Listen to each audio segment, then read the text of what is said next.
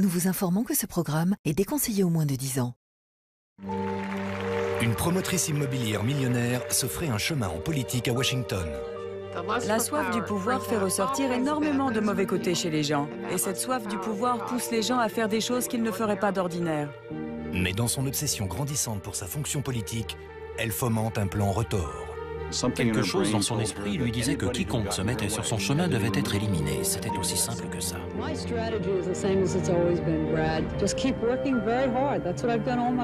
Tout tournait autour de sa vie politique. Ça a l'air dingue et ça l'était vraiment.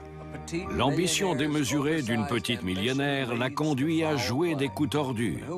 Mais que cherchait-elle à avoir? Découvrons-le dans Crime en haute société.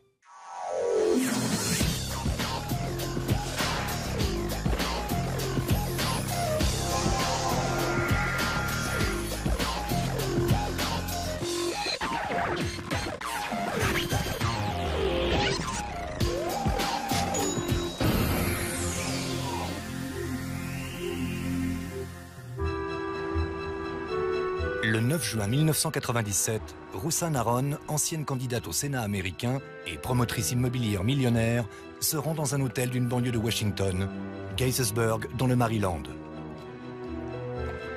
Elle entre d'un pas vif à l'accueil, dépose sans raison apparente la somme de 500 $ au comptoir et sort de l'hôtel. Rosanne, 54 ans, 1,55 m, prend ensuite sa voiture pour se rendre sur un parcours de golf non loin de là et y rejoindre ses collègues, de puissants politiques, pour un tournoi de charité. Je jouais parfois au golf avec Rosanne Aron. Elle avait une grande intensité, une incroyable concentration et un certain égocentrisme. Mais c'est le cas d'à peu près tout le monde en politique. Rosanne reçoit alors un message et s'éclipse du parcours. Tandis qu'elle se dirige vers son véhicule, Rosanne est encerclée par la police, menottée et arrêtée. Elle est accusée d'avoir commandité un meurtre. Elle avait tenté d'engager un homme de main. En rentrant chez moi, j'avais un message sur mon répondeur de la chaîne de télé locale me demandant ce que je pensais de Rosanne Aron. Je croyais qu'il parlait de ses chances aux élections du conseil régional. Je leur ai dit qu'elle avait des bonnes chances de l'emporter et ils m'ont répondu non, on parle de son arrestation d'aujourd'hui pour tentative d'homicide par l'intermédiaire d'un tueur à gages. J'étais absolument stupéfait. J'ai cru à un canular. Dans la voiture de Rosanne, les policiers retrouvent une perruque rousse, une grande quantité de billets de 100 $, une plaque d'immatriculation volée de Virginie, des livres sur les tueurs à gages et des pièces détachées pour fabriquer un silencieux. « J'ai peut-être perdu la tête », a dit Rosanne aux enquêteurs. À la tombée du jour, Rosanne Aron, politicienne riche et influente, considérée comme une spécialiste des coups de force, est derrière les barreaux.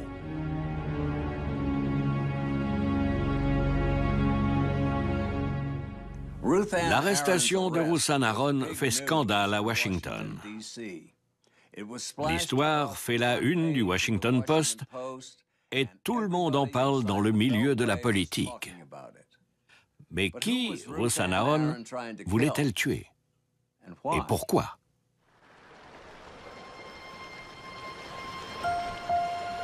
Rosanne, née en 1942, grandit au pied des montagnes Catskill dans l'État de New York. Elle commence à travailler très tôt dans le restaurant tenu par ses parents, dans la ville de South Fallsburg. C'était dur. Elle était issue d'une famille ouvrière. Rosanne savait ce qu'était la vie dans ces milieux plutôt défavorisés et je ne crois pas qu'elle voulait y rester. Rosanne devient une intellectuelle solitaire et elle est acceptée à la prestigieuse université de Cornell. En 1965, Rosanne épouse Barry Aron, un jeune étudiant en médecine prometteur. À New York, le couple connaît des difficultés financières à la fin des études de Barry. Rosanne travaillait pendant que Barry faisait ses études de médecine. Elle travaillait dur pour élever leur famille. Elle était un peu sa bonne. Le couple a rapidement 2 enfants. Mais l'activité médicale naissante de Barry leur permet d'emménager dans une banlieue aisée du comté de Montgomery, dans le Maryland. Le comté de Montgomery marque la limite nord et ouest de la capitale. La plupart des gens qui y vivent travaillent dans les couloirs du centre du pouvoir des États-Unis. Rosanne se plonge pleine d'énergie dans son rôle de mère de famille, dans cette banlieue du Maryland. Mais la vie de Rosanne et Barry est moins paisible qu'il n'y paraît. Les Aaron ont connu des moments difficiles. Au début des années 70, Barry a eu une liaison et ils se sont séparés quelque temps. Barry quitte le foyer. Il entretient une liaison avec une infirmière de l'hôpital où il travaille. Mais le couple se réconcilie et Barry retourne chez lui. L'infidélité de son mari pousse Rosanne à se concentrer sur ses propres ambitions. Elle entre en école de droit et se spécialise dans l'immobilier. C'était une femme brillante et très dynamique. On la voyait aller en cours et essayer de gérer ses enfants à la maison. C'était beaucoup pour une seule personne. Armée d'un diplôme de droit, Rosanne entre dans le milieu lucratif de l'immobilier dans la banlieue de Washington, en plein boom dans les années 80. Rosanne négocie 7 gros contrats immobiliers commerciaux en moins de 10 ans et touche des millions de dollars de commissions. Mais c'est également au cours de cette carrière toute neuve que Rosanne commence à montrer les premiers signes d'un comportement agressif, qui l'amène jusqu'au tribunal à plusieurs reprises. J'ai plaidé un cas contre elle pour plusieurs clients, d'anciens partenaires de travail qui l'accusaient de les avoir escroqués. Pour moi, ce qu'elle avait fait à mes clients était méprisable.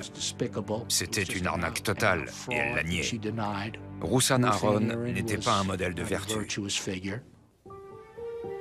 Malgré ses problèmes avec la justice, Rosanne grimpe les échelons à Washington, socialement et professionnellement.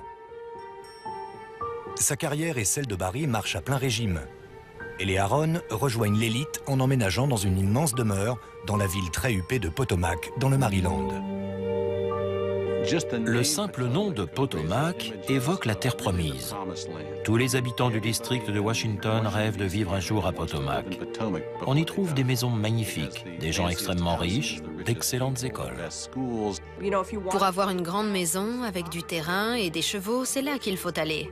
Comme je le dis toujours, Potomac est un endroit où l'on finit par être blasé. C'est très propre, très convenable, trop parfait. Dans n'importe quelle autre ville des États-Unis, la réussite des Aaron aurait été bien plus remarquée. La carrière de médecin de Barry est en plein essor et il possède une belle demeure dans un quartier luxueux. Mais aux alentours de Washington, le statut ne se mesure pas à la fortune, mais à la puissance et à l'influence politique. Rosanne le sait et jette son dévolu sur un poste politique. La politique n'est pas un jeu ici. Les politiciens sont déterminés. C'est un business sérieux, presque un sport sanguinaire. Rosanne fait pression pour obtenir l'un des 5 sièges au très prestigieux comité d'urbanisme du comté de Montgomery, groupe possédant une influence énorme et jonglant avec les millions de dollars de l'immobilier. L'un des sujets les plus importants dans cette région, c'est le développement. Le fait d'être au comité d'urbanisme confère aux siégeants une grande puissance et une immense influence. Ça a marqué un tournant dans sa vie. Elle a goûté à la vie politique et publique et je crois qu'elle y est devenue accro. L'influence de Rosanne se répand à travers le comté et elle révèle fièrement l'une de ses passions assez étranges, les armes à feu. D'ailleurs, on l'aperçoit fréquemment au champ de tir de la région s'entraîner avec ses propres armes. Elle aimait le pouvoir et elle exerçait le sien sans pitié au comité d'urbanisme. Je me souviens d'une affaire où elle avait hurlé sur une petite vieille qui avait du mal à formuler son témoignage.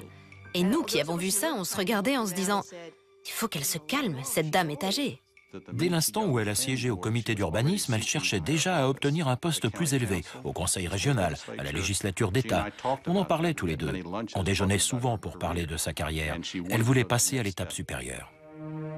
Mais rares sont ses collègues qui s'attendent à ce qui va suivre. Le nom de Rosanne Aaron attire l'attention d'un groupe très influent au comité national républicain. Ce groupe recherche une femme à poigne pour être candidate à l'élection du Sénat américain du Maryland. Enthousiasmée par cette opportunité, Rosanne saute sur l'occasion. J'ai été stupéfaite en apprenant qu'elle se présentait au Sénat de l'État du Maryland. Stupéfaite. En général, on vise cet objectif en siégeant au comité d'urbanisme, qui est une première étape dans cette direction. Mais c'est très rare de passer directement du comité d'urbanisme à l'État entier. Support me. I hate to cut to the finance side, but if you have your checkbooks, this doesn't happen without paying for the media. Rosanne lance une collecte de fonds agressive et engage les meilleurs conseillers qu'elle peut se payer.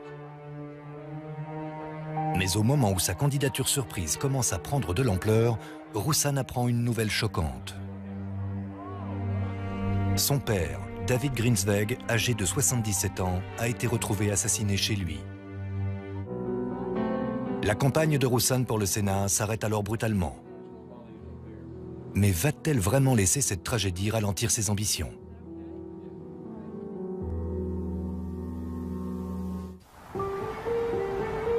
À la fin du mois d'août 1994, Rosanne Aron, millionnaire ambitieuse dans le développement immobilier, débute sa campagne de candidature au Sénat américain pour l'État du Maryland. We came from Baltimore this morning where we got a resounding welcome. Mais au moment où sa campagne prend de l'ampleur, Rosanne apprend que son père, David Grinsweg, a été assassiné. Apparemment, un vagabond qui rôdait dans les parages a accosté son père et l'a roué de coups. Et il est mort. On a conclu que le mobile du meurtre de Dave était un simple cambriolage. C'était un meurtre très violent, juste pour quelques centaines de dollars. Lors d'une conférence de presse le 26 août, le mari de Rosanne, le docteur Barry Aron, devenu éminent urologue dans la région de Washington, annonce que Rosanne s'est isolée en raison de son chagrin suite à la mort de son père. Rosanne se rend dans sa ville natale de Fallsburg, dans l'État de New York, pour assister aux obsèques de son père. Mais curieusement, elle ne manifeste que peu d'intérêt pour l'enquête sur son meurtre. Du début de l'enquête jusqu'à l'arrestation des deux assassins et à leur procès, Rosanne n'a contacté personne au département de police de Fallsburg. C'est assez étrange et inhabituel. Rosanne joue la fille dévouée aux obsèques de son père, serre poliment la main des personnes présentes et reçoit leurs condoléances. Mais en fait, elle et son père se détestaient. Le testament de ce dernier est d'ailleurs très explicite. Je tiens à préciser sans équivoque que je ne lègue strictement rien à ma fille Rosanne Aron de Potomac, dans le Maryland, qui s'est montrée extrêmement cruelle envers moi. Quelques jours après les obsèques, Rosanne rentre dans le Maryland et se lance à nouveau dans sa campagne pour le Sénat. On n'aurait jamais dit qu'elle venait de perdre son père. Elle s'est directement relancée dans la bataille. La fille en deuil a laissé la place à la candidate au Sénat. Rosanne a désormais un adversaire dans la course au Sénat, l'ancien sénateur du Tennessee, William Brock III. I come today to announce my candidacy for the United States Senate in Maryland. Brock a plus de contacts et encore plus d'argent que Rosanne. Rapidement, il prend le dessus dans les sondages. Dans un effort désespéré pour récupérer sa place de favorite, Rosanne se sert alors du meurtre de son père comme instrument politique. Last Wednesday, my father, David Grinsweg, was brutally murdered in the midst of a robbery. I grew up in an America that was safe. What has happened to all of us? Les résultats de Brock montent en flèche dans les sondages. Rosanne opte alors pour des campagnes de pub qui virent à l'attaque personnelle. The Baltimore Sun says Paul Sarbanes would rather run against Bill Brock than me. I don't blame him. Brock worked for 5 foreign governments, and Brock tried to run for governor of Tennessee this year. Tennessee? That's politics. I'm not a career politician. I'm a businesswoman. Brock contre-attaque lors d'une conférence de presse et accuse Rosanne d'avoir été condamnée pour fraude dans les années 80. The Baltimore Sun reported while she was making millions as a real estate speculator, she had trouble obeying the law. More than once, the court ruled her out of bounds.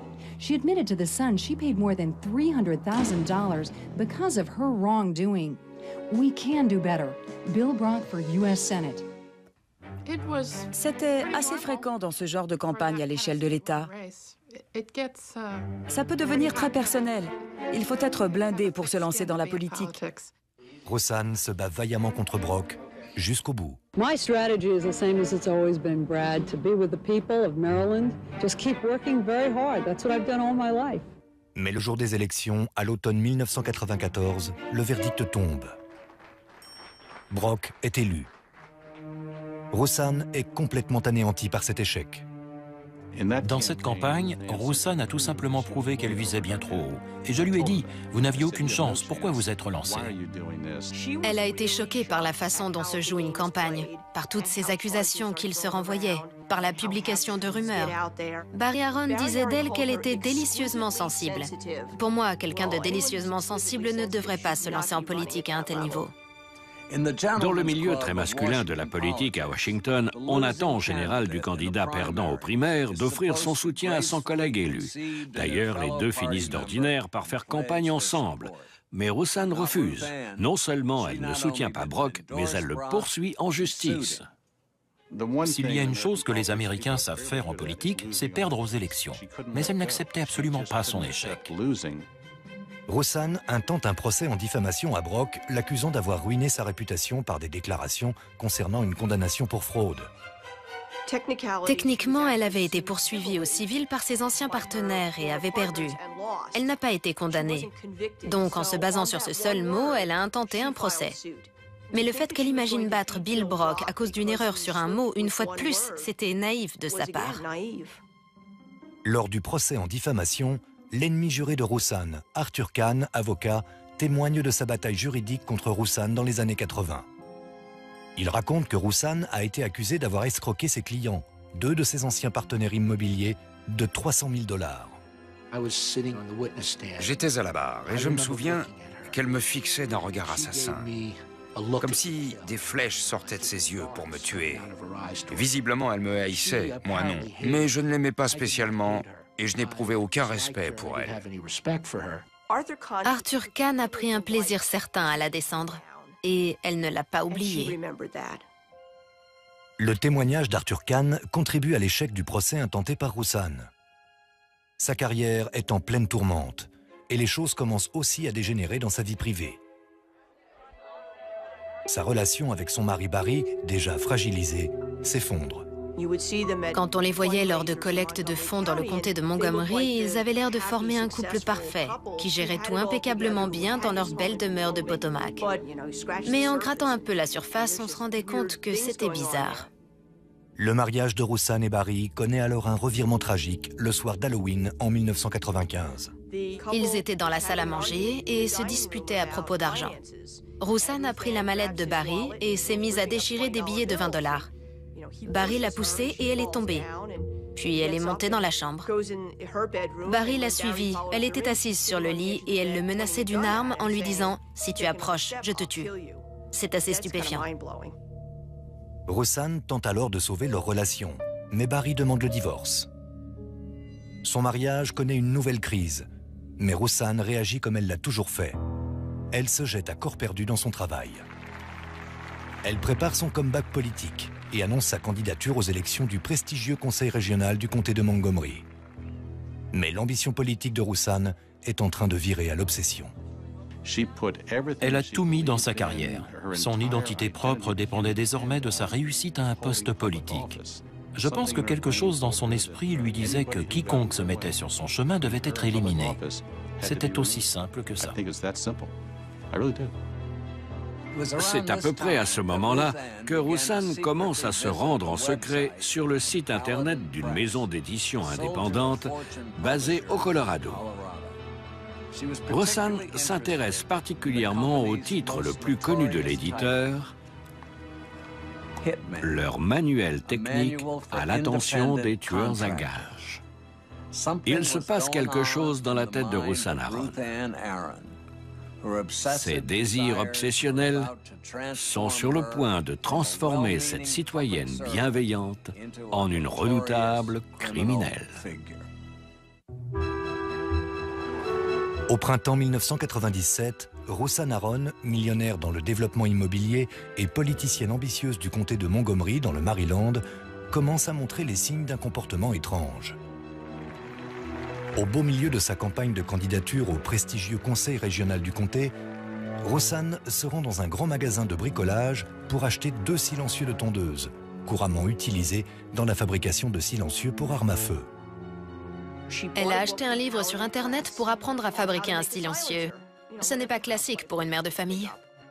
Au même moment, le mariage désastreux avec Barry Aron va de mal en pis. Convaincu qu'il fréquente d'autres femmes, Rosanne lui interdit depuis plusieurs années de dormir dans leur chambre de la maison de Potomac. On savait qu'il avait un comportement passif-agressif par certains de ses actes. Un jour, il a écrit un mot sur un bloc-notes de pharmacie. Barry écrit un mot à Rosanne disant « Je verrai d'autres femmes si j'en ai envie, et si ça ne te plaît pas, tu n'as qu'à te tirer une balle dans la tête. » Entre la guerre psychologique de Barry et l'ambition démesurée de Roussan, la situation est vouée à une fin tragique. Au mois de juin 1997, lors d'une chaude matinée d'été, un homme d'affaires de la région, Billy Mossberg, prend son petit déjeuner dans un hôtel de Rockville, dans le Maryland. En sortant, il croise une vague connaissance, Roussan Aron. Elle m'a demandé si j'ai besoin de vous, je peux vous appeler ce week-end? Et j'ai répondu oui, bien sûr.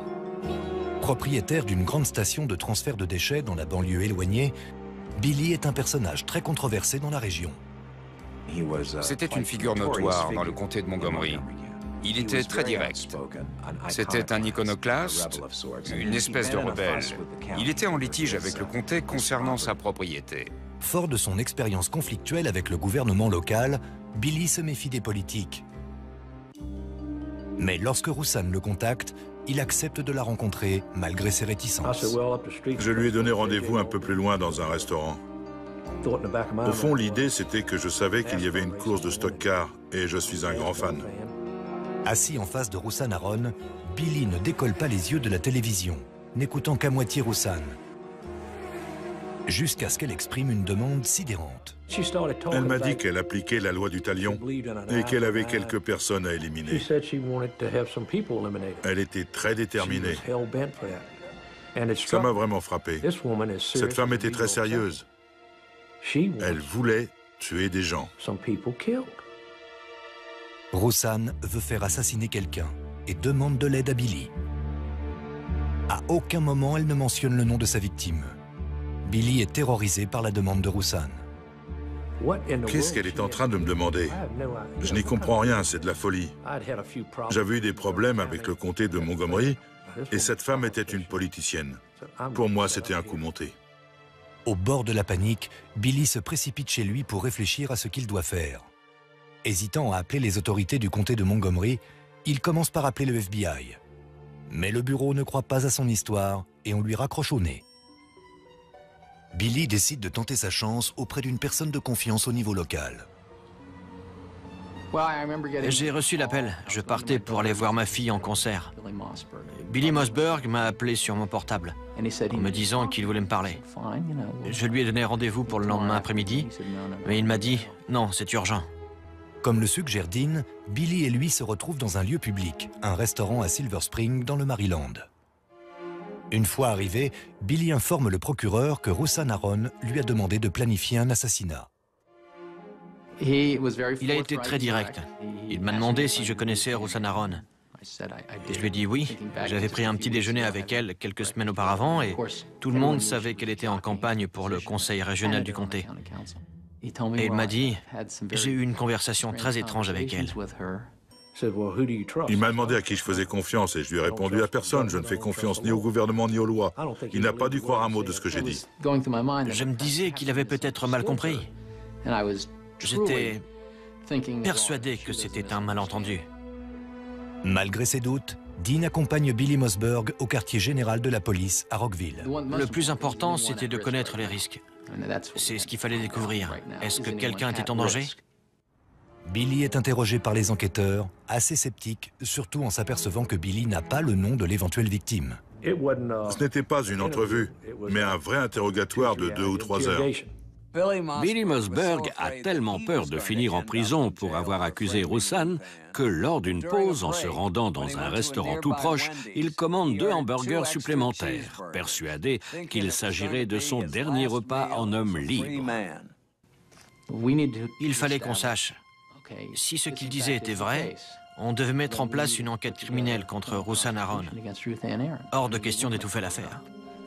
Un des agents m'a demandé « Vous êtes d'accord pour nous aider ?» Et j'ai répondu « Pourquoi vous croyez que je suis venu ?» Ils ont dit à Billy de remonter dans sa voiture, ils ont mis son portable sur écoute et ils lui ont demandé de rappeler Roussan Aron. Ils ont écouté l'appel et ils ont tout de suite été convaincus. Spring fan? How you doing? I'm okay. That was fun talking last Sunday. Very few people left in life who you could really talk to. On the other matter that we was talking about? Yeah, you want to get together again this weekend? Rosanne dit à Billy qu'elle souhaiterait le revoir, afin de parler de leur arrangement. Here's what I need to do. I need to sit with you. Okay. Ask you some questions, and I got to make sure that you and I are, going to be okay. Okay. Safe, I mean.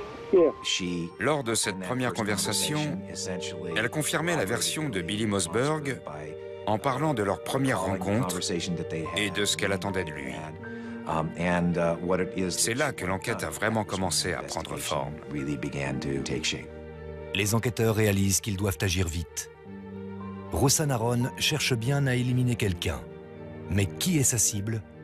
Et pourquoi cherche-t-elle à tuer?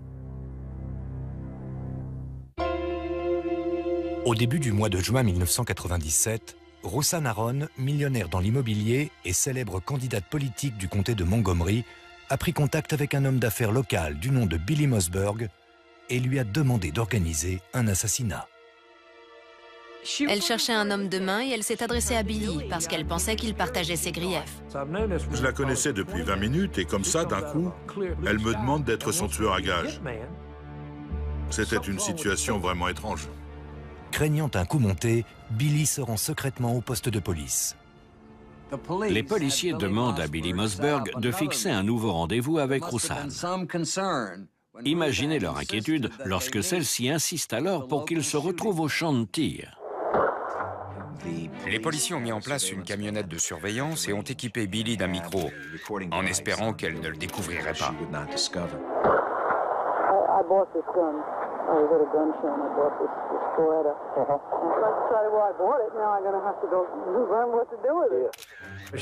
Elle voulait s'entraîner avec une nouvelle arme. Je trouvais ça vraiment très bizarre. Je me suis dit que c'était vraiment le comble pour une femme politique du comté de Montgomery. Billy donne à Rosanne le numéro de téléphone du soi-disant tueur à gages. I told him I had a lady that needed a job done.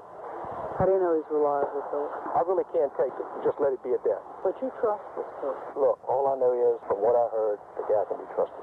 What is he charged? Depends on what you want. Le numéro de téléphone n'est pas du tout celui d'un tueur à gages, mais de l'enquêteur Terry Ryan, policier du comté de Montgomery. Le lendemain matin, Rosanne se rend à l'autre bout du comté dans une cabine téléphonique située dans un centre commercial et appelle Terry Ryan, croyant s'adresser à un tueur à gages. You don't know me. Right. I don't know you. That's better that way. It's good. If we want to read about somebody in the obit, that's too blunt. That's not blunt at all. How we get them there, what we need to talk about. Yeah. I'm not playing games, understand me? I'm just trying to... I hope you don't think I am. Ryan accepte de commettre le meurtre pour Rosanne en échange de $10 000 en liquide. Ils se mettent d'accord. Le paiement se fera lors de la publication de la nécrologie de la victime. L'enquêteur demande alors l'identité de la victime de Rosanne. Rosanne lui révèle le nom de la personne qu'elle souhaite éliminer.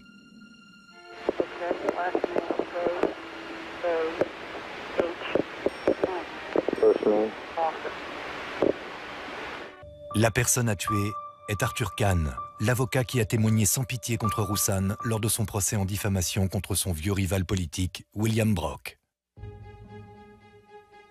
L'agent Ryan et son équipe doivent agir rapidement et rassembler suffisamment de pièces à conviction pour arrêter Rosanne avant qu'elle n'engage un autre tueur à gages pour assassiner Kahn. Ou même qu'elle ne tente de faire le boulot elle-même. En attendant, Rosanne est de plus en plus nerveuse et elle appelle constamment Billy Mossberg pour se rassurer. Hey, Billy. Yeah. You wouldn't set me up, would you? Why would I want to set you up? No, it's... You think this guy's for real? He's not some kind of an undercover setup? The contact that hooked me up with him, he owes me his life. I see. Okay, you know, he said this guy's okay.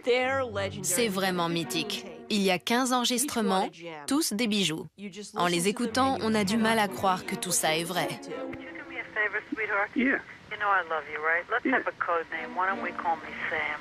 Okay, Sam. You got her, a millionaire. On a cette millionnaire, éminente femme politique, qui commence par épeler le nom d'Arthur Kahn. Et ensuite, ça devient encore plus bizarre. Dès le lendemain, Roxane se rend dans une cabine téléphonique dans un centre commercial près de chez elle, à Potomac. Elle appelle l'agent Ryan et émet une demande qui le laisse pantois. Elle lui dit qu'elle veut éliminer quelqu'un d'autre, une deuxième victime. Roxane commande un autre meurtre et accepte de payer $10 000 de plus en liquide.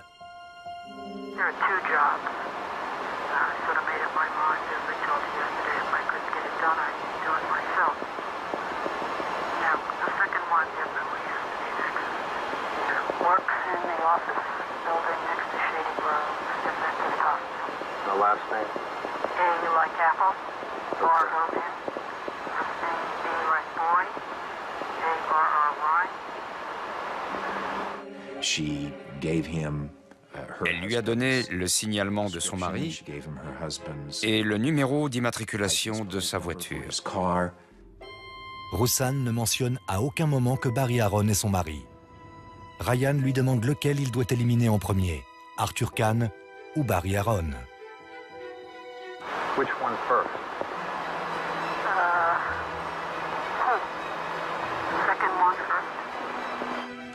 first. Ce soir-là, Barry reçoit un appel depuis cette cabine. Roxane lui dit avoir envie de manger du homard et lui demande s'il en veut aussi. Barry lui dit que non, mais ils dînent quand même ensemble ce soir-là. Roxane prend le homard et Barry commande un hamburger à la dinde, ignorant que sa femme vient juste d'ordonner son assassinat. La police du Maryland est abasourdie en découvrant que Roxane Aaron a commandité 2 meurtres auprès de l'agent Terry Ryan, un policier qu'elle prend pour un tueur à gages. Le premier meurtre vise Arthur Kahn, un avocat que Roxane déteste à cause de son témoignage contre elle lors d'un procès en diffamation. Sa seconde cible est le docteur Barry Aaron, à qui elle est mariée depuis plus de 30 ans. Craignant que Roxane ne décide d'exécuter ses victimes elle-même, la police agit rapidement pour ralentir ses plans. Cette journée a été très étrange. L'agent Terry Ryan lui a demandé de prendre $500, de les mettre dans une enveloppe matelassée, d'y inscrire le nom d'une fausse société et de la déposer à l'accueil d'un hôtel à Gaithersburg. Roxane ne se doute pas que pendant qu'elle se prépare à verser un acompte pour le paiement de 2 meurtres, ses moindres mouvements sont observés. La zone autour de l'hôtel grouille d'agents de police.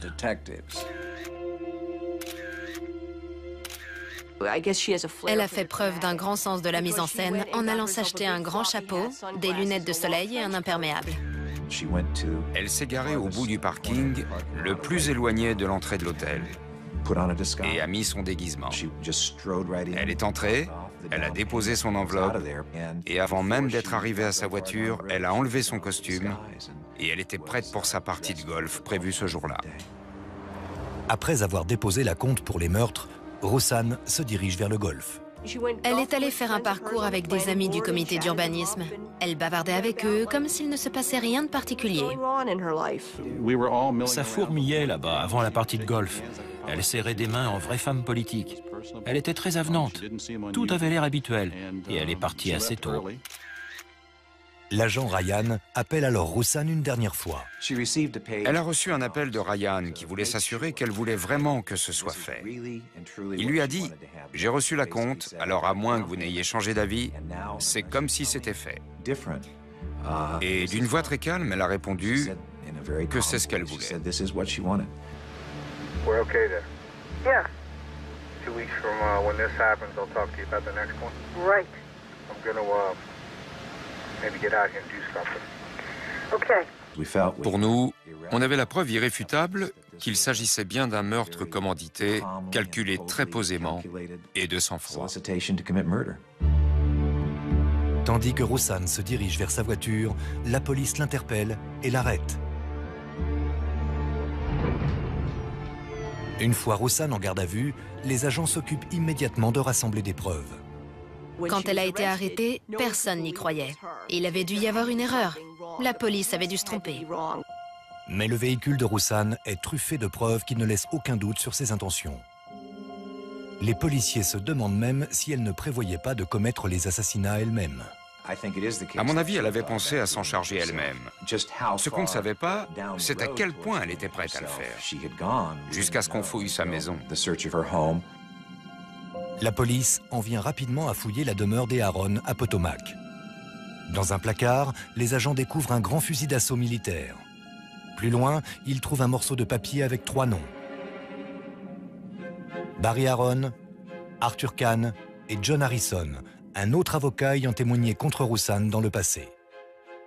Il était lui aussi en travers de son chemin, donc elle avait décidé de l'éliminer. Selon la police, il s'agit de la liste des victimes de Roussan.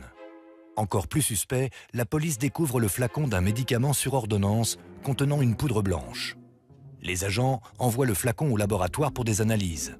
Pour essayer d'assembler les pièces du puzzle, les policiers demandent à Barry Aron, stupéfait, s'il s'est passé quoi que ce soit de particulier dans leur maison au cours des dernières semaines. Le docteur Aron nous a raconté une histoire incroyable. Un soir, Roussan a proposé de lui faire son plat préféré, un chili con carne. Il a remarqué qu'elle y versait une poudre blanche, mais il s'est dit que c'était un assaisonnement. Elle n'en a pas mangé du tout. Lui en a pris 1 ou 2 parts. Ensuite, il a dit s'être assis dans un fauteuil et s'être endormi jusqu'à 9h30 le lendemain matin. Et au réveil, il avait la même sensation que s'il s'était fait écraser par un camion. Les résultats du labo confirment les soupçons de la police. Le flacon contient un mélange de médicaments potentiellement mortels. Le procureur ajoute donc une tentative d'homicide à la liste des accusations contre Roussan. Les rapports du chili con carne empoisonné de Roussan se répandent comme une traînée de poudre dans la presse locale. La une du Washington Post est intitulée « Alerte rouge sur le chili de Roussan ». En quelques jours, Roussan rassemble autour d'elle les avocats les plus chers. I am not going to stop. It is my belief as her lawyer that this woman is ill and that she really does need to be in a hospital. L'avocat principal de Roussan, Barry Elfand, au vu des preuves accablantes qui s'accumulent contre sa cliente, présente directement Roussan comme une femme mentalement instable. Elle avait de l'argent, donc on s'attendait à une défense solide. On ne savait pas trop quelle direction la défense prendrait, mais on a vite compris qu'elle allait plaider la folie. This is a charade. Somebody who's out on the golf course playing golf one day, functionally perfectly okay, and now all this happens and she's got her head in her hands. She's not insane. She's not a nice person and she's not insane. If she was not a rich lawyer, this wouldn't be happening. Je pense que quelque chose a disjoncté dans son esprit. Elle a perdu toute logique. La question, c'est de savoir où commence la folie légalement. Était-ce volontaire? Elle n'était pas là à se rouler par terre en bavant. Mais à mon avis, elle avait perdu la tête. Complètement. Le plus gros procès de l'histoire du comté de Montgomery est sur le point de commencer. Et tout Washington se pose la même question. Roussan Aron arrivera-t-elle à convaincre un jury de sa folie? Roussan Aron se prépare à comparaître au tribunal pour une double accusation de sollicitation au meurtre. Le procès suit son cours et ses avocats font témoigner une série d'experts psychiatriques prestigieux qui confirment une instabilité mentale. Selon eux, Roussan souffre d'un traumatisme psychologique dû au comportement abusif de son père dans son enfance. Le procès n'a été qu'une bagarre entre médecins. La partie civile avait 4 médecins. Roussan en avait engagé 8. Et chacun présentait des arguments différents pour expliquer son acte. L'un des médecins témoignant pour la défense déclare que Roussan possède une double personnalité et que son double se nomme Alex Anders, nom qu'elle a utilisé pour commander le livre sur Internet. Personne ne peut nier que Roussan Aron avait un problème. Mais la maladie mentale n'implique pas forcément qu'elle n'était pas responsable de ses crimes. Ce n'est pas toujours une ligne de défense valable. Après 6 semaines de témoignages, le procès est brutalement stoppé pour vice de procédure. L'un des jurés refuse la condamnation et le jury ne peut donc pas trancher. Mais les problèmes de Roussan avec la justice sont loin d'être terminés. La partie civile rouvre rapidement l'affaire pour lancer un deuxième procès. Juste avant de comparaître une deuxième fois, Roussan a décidé de changer sa ligne de défense et d'accepter le verdict. Se mettant entre les mains de la justice, Roussan décide de ne plus plaider la folie et choisit un plaidoyer dit de non-contestation, admettant ainsi sa culpabilité. Elle a sans doute compris qu'il était temps de sortir le drapeau blanc et d'essayer de sauver les meubles. Le 24 novembre 1998, Roussan est condamné à passer 3 ans dans la prison du comté à compter de son arrestation. Bien que l'accusation de tentative d'homicide due au chili con carne empoisonné servi à son mari Barry ait été abandonnée, le combat de Roussan se poursuit ensuite, même derrière les barreaux. Même une fois en prison, Roussan n'abandonne pas son précieux poste au comité d'urbanisme du comté de Montgomery sans se battre. Elle refuse de démissionner et force ainsi le comité à organiser une audience publique et un vote officiel pour l'évincer. Encore en plein divorce, le mari de Roussan, Barry, intente à sa femme un procès civil à 7,5 millions de dollars pour détresse émotionnelle. Roussan riposte avec 24 millions de dollars, déclarant que Barry lui a volontairement prescrit des doses trop élevées d'antidépresseurs, d'anxiolytiques et de calmants. Les époux déchirés mettent fin à leur querelle en 2001 par un arrangement financier resté confidentiel. La morale de cette histoire, c'est de garder un équilibre personnel. On peut devenir tellement obsédé par le fait d'atteindre son objectif et de faire quelque chose de sa vie qu'on peut risquer de perdre ses repères. Je crois que c'est ce qui s'est passé. Au départ, Roussan Aron était comme beaucoup d'autres politiciens, puis elle a développé cette obsession et ça a causé sa ruine. Et elle en a payé le prix fort. On entend souvent dire que le pouvoir rend fou. Ça n'en vaut pas la peine. Roussan n'aurait pas dû perdre l'essence d'elle-même dans cette quête du pouvoir. La personne qu'elle était à la fin n'était plus la même que celle que je connaissais. À la fin de l'année 2001, Roussan sort de prison. Elle vit désormais dans un autre État sous un nouveau nom. Mais le fait qu'elle soit en liberté, même à des centaines de kilomètres, cause chez certains une grande anxiété. Dans le comté, je vous assure que beaucoup de gens avaient peur que Roussan, à sa sortie, n'ait des envies de vengeance. S'ils avaient dit du mal de Roussan, ils se disaient qu'ils seraient peut-être les suivants. Elle est capable de tout. De ce que j'ai connu d'elle, je sais qu'elle est capable de tout. Tous les jours, je me dis que cette femme va débarquer. Et évidemment, je serai sa première cible. Quand je pense à Roussan Aron, je la vois comme le genre de femme qui, même sur son lit de mort, cherchera encore à monter des plans pour se venger. Il y a 1 an, j'ai trouvé une voiture inconnue dans mon garage, comme ça, en plein milieu. Je me suis mis à me faire des films, en me disant qu'elle était revenue se venger. Qui aurait pu imaginer que ce petit bout de femme d'1,55 m, mère de famille aisée de Potomac, soit capable d'inspirer de telles angoisses? Dans la région du district de Washington, le nom de Roussan Aron restera célèbre pour toujours. C'était Dominic Dunn. Merci de nous avoir suivis.